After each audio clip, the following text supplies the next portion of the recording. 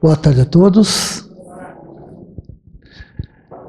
A USE regional, a USE intermunicipal de Santos e Cubatão, e pelo Departamento da Família, na qual eu faço parte, nesse mês de maio, nós estamos fazendo o evento da família, da valorização da família. E todos os temas, de algumas casas, se a gente tem pedido para que seja falado sobre a família, que é um dos pontos mais importantes da humanidade terrestre. E hoje vou falar sobre a família no seguinte sentido: para que serve a família? Por que um grupo de pessoas se reúne? Muitos casos são afins e outros conflitos. Muitas famílias estão em conflitos, em discussões, verdadeiras lutas geracionais entre pais, filhos, irmãos. E a gente se pergunta por que tudo isso está acontecendo. Porque algumas famílias, como a gente costuma brincar, são famílias de anúncio de margarina, né? Tudo dá certo, muito bonito. E outras famílias são conflitos desde os pais, desde pequenos. Filhos sofrem, pais também. Casais que se unem e de repente do nada se separam. 1, 2, 3, 4, 5 vezes, numa busca constante da metade da laranja, como se costuma dizer. Na realidade, tudo que acontece conosco, indiscriminadamente, tudo, nós sabíamos que ia acontecer. Porque a família é construída na espiritualidade, após décadas, alguns casos séculos, aonde eu, Newton Júnior, quando estou no mundo espiritual, vem na minha consciência as minhas falhas da encarnação anterior, coisas que eu deveria ter feito e não fiz, coisas que eu não deveria ter feito e fiz, aonde machuquei pessoas e principalmente me feri com as atitudes, porque quando eu faço algo que lá no fundo eu sei que é algo que eu não deveria fazer, mas que meu ego, meu orgulho, minha vaidade prevaleceu, e muitas vezes a minha arrogância. Por que arrogância? Porque eu sei que eu estou errado, eu sei o que eu estou fazendo não é certo, mas o meu orgulho não permite que eu diga para a pessoa, me desculpe, porque a minha arrogância, minha ferida emocional não deixa que isso aconteça. Minhas frustrações, meu sentimento de rejeição, e eu não falo. Mas o meu inconsciente, a minha essência sabe que eu estou errado. E aí gera um sentimento que é como se fosse um vulcão adormecido. Mas ele está lá, borbulhando, esperando para explodir. Que chama sentimento contrapostos. Que significa que a minha essência é de bondade, é de compreensão, é de justiça, é de respeito. Eu sou assim, todos somos assim, porque afinal de contas somos a imagem e semelhança de Deus. Então somos, toda a criação, ela é bondosa, amorosa, justa, compreensiva, respeitosa, todos nós somos, mas não estamos, devido às nossas dores, que nada mais são essas dores e o que sentimento de vitimismo. Por que vitimismo? É uma palavra forte, mas é uma realidade em nós. Nós nos fazemos vítimas dos outros. Por que nós fazemos vítimas dos outros? Porque Jesus, o nosso modelo e guia, aquele que veio para nos mostrar o caminho da felicidade, da realização, da liberdade, não liberdade dos algozes, mas a minha liberdade pessoal, a liberdade de fazer com que a minha essência prevaleça, porque essa é a minha essência que eu acabei de falar. Mas nesse vitimismo de não ser compreendido, não ser amado, não ser aceito, não ser respeitado, eu me torno ou revoltado ou um depressivo, porque ninguém me ama, ninguém me quer. Mas Jesus me falou para mim: vós sois deuses, vós sois deuses. Podes fazer o que eu faço e muito mais. Então significa que nós somos a imagem e semelhança do Criador e a imagem e semelhança de Jesus, porque nós é o nosso irmão criado pelo mesmo Deus. E nós não conhecemos na história de Jesus um momento que ele tenha se feito vítima, nem mesmo quando estava sendo crucificado, nem mesmo quando estava sendo flagelado, nem mesmo quando foi preso e Pedro chegou a enfrentar os soldados do templo, ferindo um deles. E Jesus falou para Pedro: embanha a tua espada. Quem com ferro fere, com ferro será ferido. E complementou: se eu quisesse, eu invocaria os anjos de meu Pai e me libertaria. Em nenhum momento ele se vitimou, em nenhum momento. E nessa grande trajetória de cada um de nós, nos foi dado a segunda maior oportunidade de sermos felizes, de nos realizarmos, de tornarmos pessoas melhores e espíritos felizes. A primeira oportunidade, sem dúvida, é a reencarnação. Essa é a primeira. É o maior tesouro, é o maior bem que cada um de nós, estejamos onde estejamos, da forma como estamos, enfermos espiritual, psicológico, emocional, fisicamente, não importa. Foi nos dada uma oportunidade, e esta oportunidade que nos foi dada, nós pedimos, ou melhor, nós imploramos esta oportunidade, para que conseguíssemos reverter esse processo que faz com que a dor do remorso possa ser aliviada. E a segunda oportunidade é uma reunião de almas que possuem compromissos. Compromisso primeiro consigo mesmo, e depois com uma sociedade, e a primeira sociedade é a família. E depois da família que nós temos, que como disse Emmanuel, não é a que queremos, mas a que necessitamos. Essa família que constrói uma ideia e um fluxo de comportamentos que influencia na sociedade.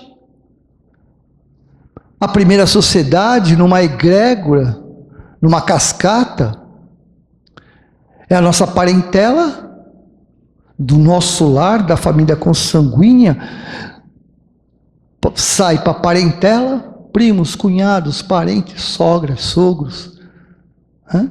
E depois daí, para o ambiente em volta, os bairros, os municípios, o estado e assim por diante. Mas espera aí, você falou bairro? Mas eu não tenho nenhuma influência com o meu bairro. não faço parte dele. Nem sei quem é o administrador do meu bairro, porque existe a comunidade, né? Não é aí que a gente contribui. Existe uma coisa chamada psicosfera, campo mental, aonde o meu comportamento dentro da minha família cria uma egrégora positiva ou negativa, que se conecta com a psicosfera do meu campo mental familiar, se expande com o campo da nossa coletividade e assim por diante. E esse campo, existe o campo negativo e o campo positivo.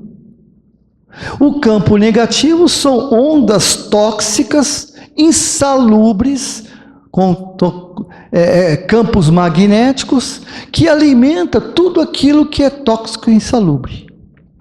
Até mesmo doenças pandêmicas, epidemias.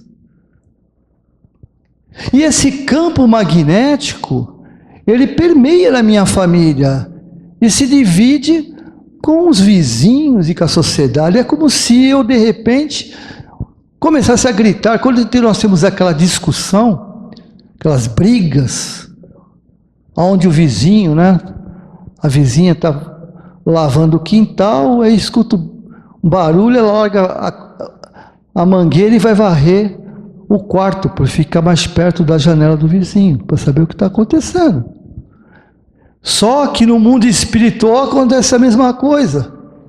Porque afinal de contas, os mesmos espíritos, falou Zéfiro para Kardec, os mesmos espíritos que vivem aqui encarnado, com suas mazelas, é o que estão no mundo espiritual com o mesmo comportamento, porque ninguém muda porque desencarna. Nós já estamos partindo para o século 23, então sabemos, né? Depois que morreu vira anjo, não existe isso, a gente sabe disso, né?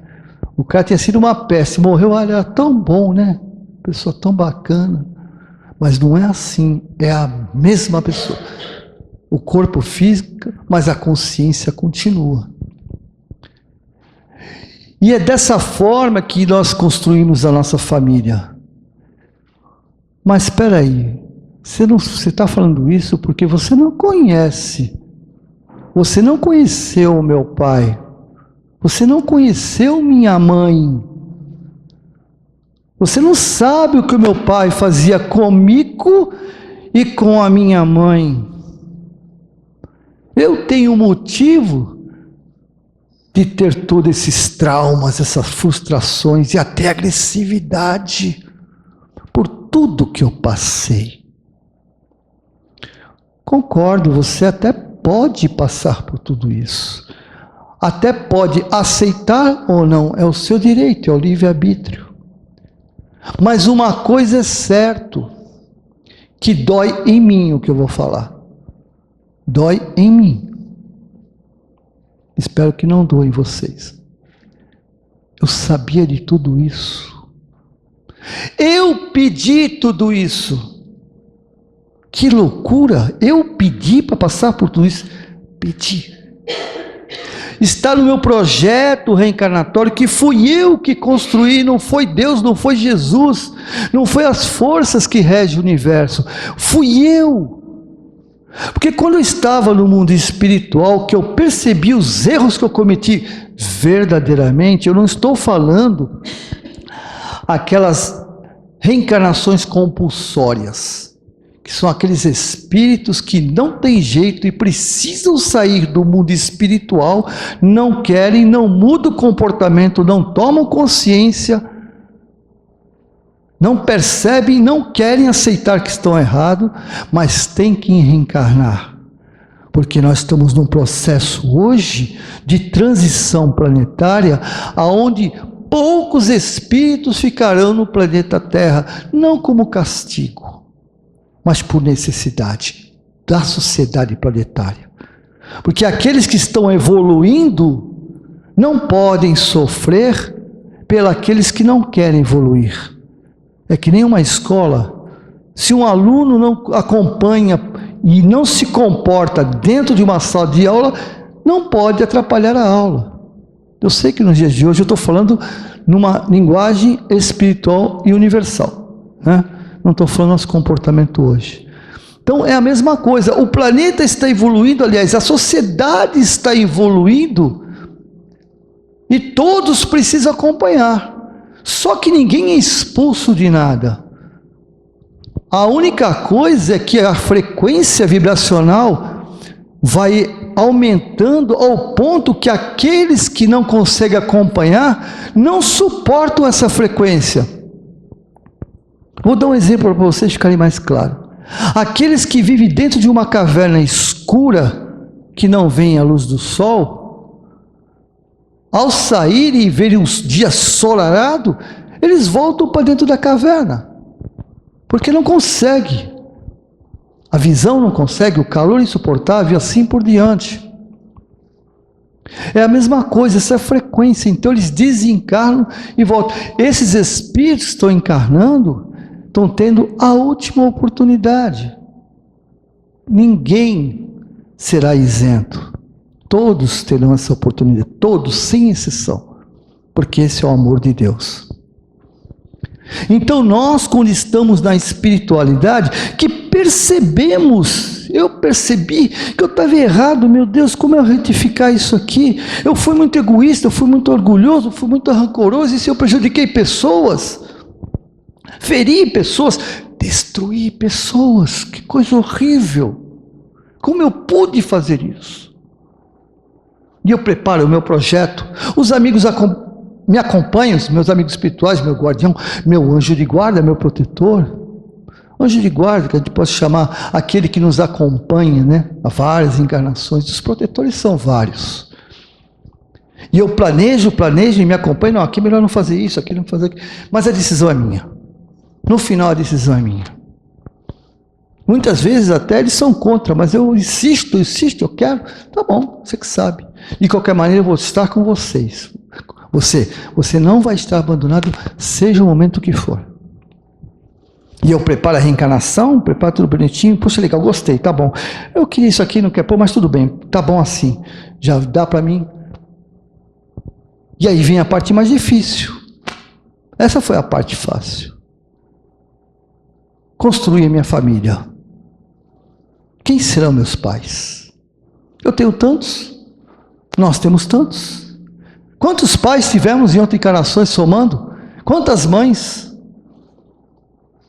Muitas até se oferecerão a ser minha mãe. Mas vai depender de um monte de fatores técnicos, vibracionais, para poder vivenciar essa maternidade.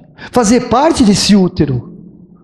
Como o próprio André Luiz falou, cada célula nossa é um quanto de energia, mas a criança que vem em meu útero tem que ter um padrão similar para poder se desenvolver no útero.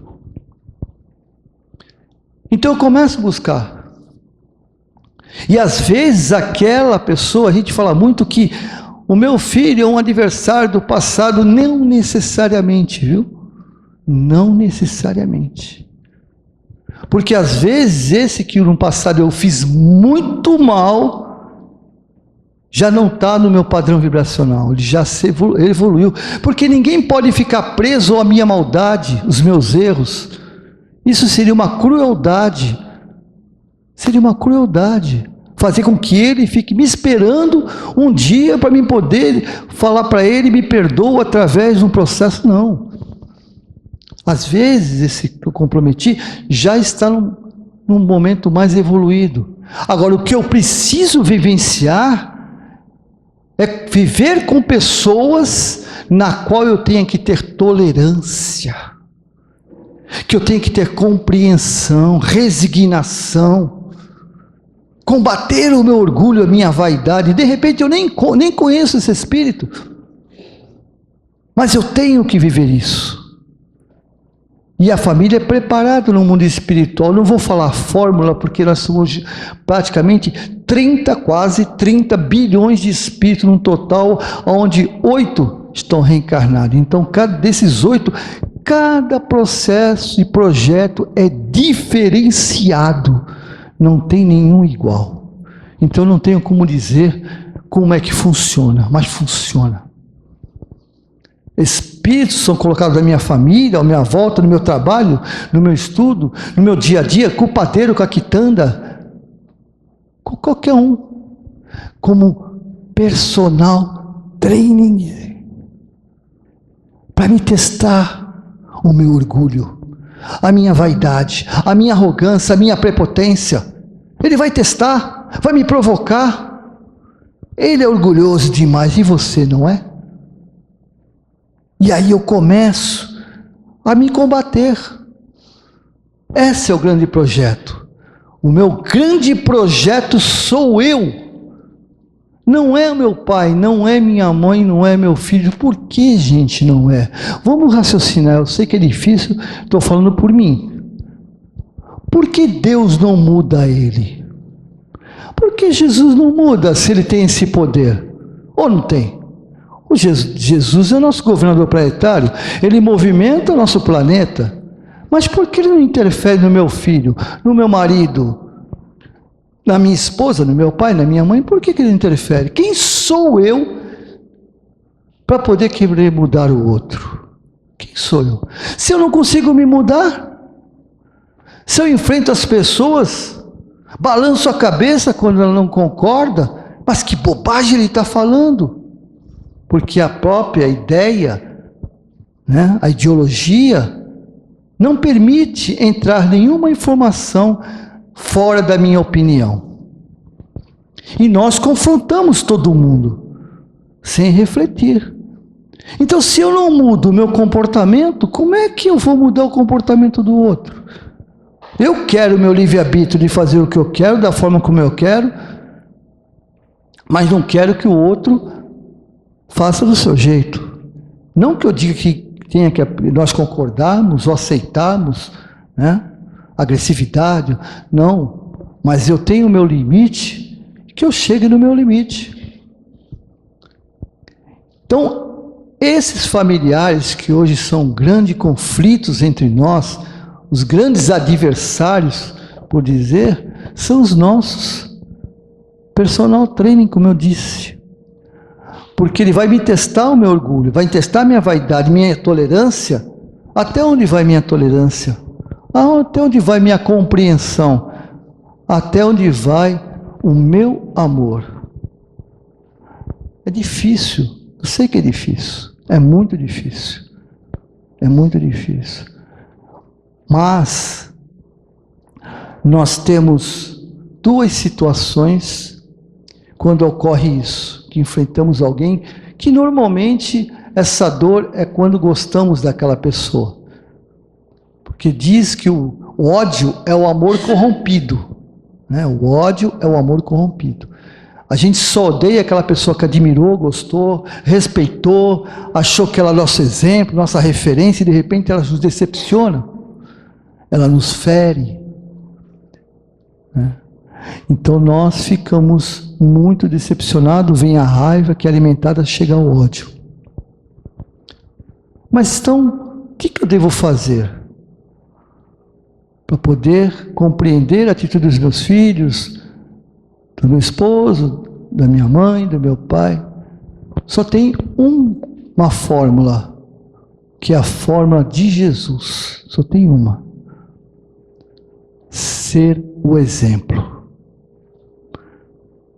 Não adianta eu chegar para um filho meu, eu vou dar só um exemplo assim banal, tá, gente?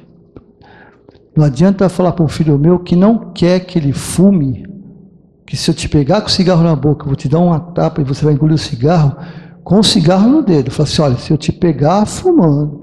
Mas e você, pai? Eu sou eu, você é você. Faço o que eu mando, mas não faço o que eu faço. Isso não existe. Não quero que grite na minha casa. Sou referência.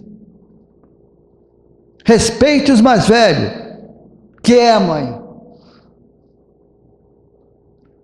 Nós temos que ser espelhos, temos que ser referência.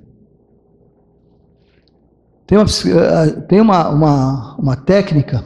Quando alguém estiver gritando com você, fale baixo. Fale baixo, perceba que ela vai abaixando a voz. Não abaixa de uma vez para não, né? Não pode sair do seu pedestal, né? Mas vai abaixando devagarinho, para ouvir o que você está falando. Pô, eu quero saber o que ela está falando. Ela não aumenta a voz, eu quero saber. No mínimo a curiosidade está aí. Mas se a pessoa não mudar, não é problema nosso, é problema do outro. É o problema do outro. E finalmente tudo isso, né, vai nos levar ao mais importante, que é algo que se fala muito hoje, mas está muito corrompido. Quando nós não soubermos amar uns aos outros, como Jesus falou, nós teremos a liberdade total, primeiro de nós mesmos, nossos grilhões emocionais serão abertos. A gente estará livre de nós, do nosso medo, da nossa frustração, do nosso sentimento de vaidade, nosso sentimento de baixa estima, nosso sentimento de rejeição, tudo isso vai ser... Porque Jesus nos deu uma fórmula para amar, que eu acho que é a fórmula principal. Se não houvesse nenhum testamento, se não houvesse nenhum livro de informação doutrinária, se nós seguíssemos esta fórmula, nós estaríamos felizes. Quando Jesus falou, ama teu Deus sobre todas as coisas. Deus não é um ser, Deus é tudo, não é verdade? É a natureza, é nosso alimento, é a nossa mesa, cadeira. Amar significa respeitar, cuidar, né? E é o teu próximo como a ti mesmo. Ele está falando assim, ó, primeiro se ame, não é isso? Primeiro se ame, porque aí você vai conhecer o amor e vai poder amar o outro, vai conhecer e amar o outro, vai dar para o outro aquilo que você conhece. Amar simplesmente é rejeitar muitas coisas que há dentro de nós. Tem um texto de Paulo de Tarso que diz assim, que foi a carta aos Coríntios: ainda que eu fale todas as línguas dos homens e dos anjos, ainda que eu fale todas as línguas dos anjos e dos homens, se eu não tiver amor, eu sou como um bronze que ressoa, um sino que retine. Mesmo que eu saiba todas as ciências, fale todas as línguas, tenha tamanho grau de fé que eu consiga remover as montanhas, se eu não tiver amor, eu nada serei. Ainda que eu dê todos os meus bens aos pobres, e pela fé permita que o meu corpo seja consumido em chamas, nenhum proveito eu levo disso se não tiver amor. O amor é bondoso, é benevolente, compreensivo, nunca raivoso. O amor jamais perdoa, porque nunca se magoa. O amor jamais terá fim. As profecias sim. As línguas se calarão. A ciência tem o seu tempo.